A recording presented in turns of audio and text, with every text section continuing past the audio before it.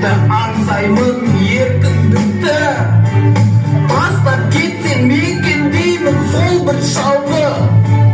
Берген асың көңіліме татымайды, әлім кетіп дауысыңды аңқытпайды. Ой салып жан даусыңмен ақырсамды, ойындағы бар сүйегім сықырлайды.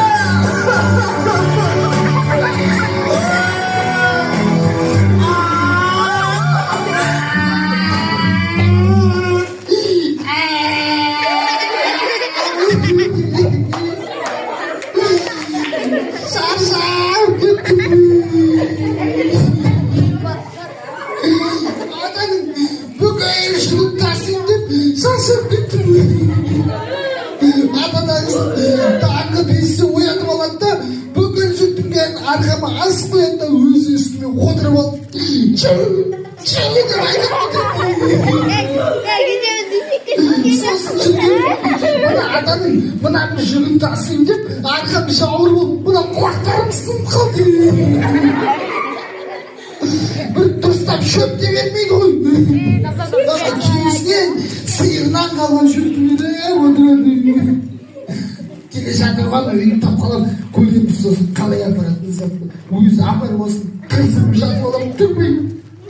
Ей, арамис, тұр демей.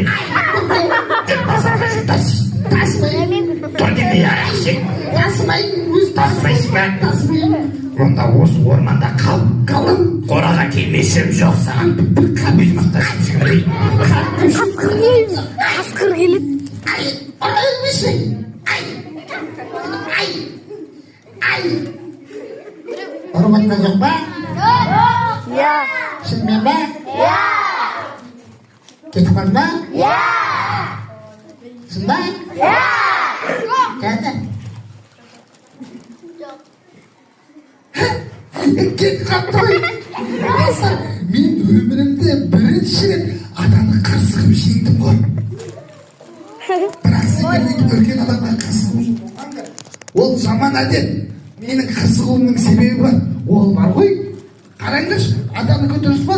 Мені таңғы сағат 5-те оятады да, өзімен үлкен жүктің бәрін менің арқама асып қояды.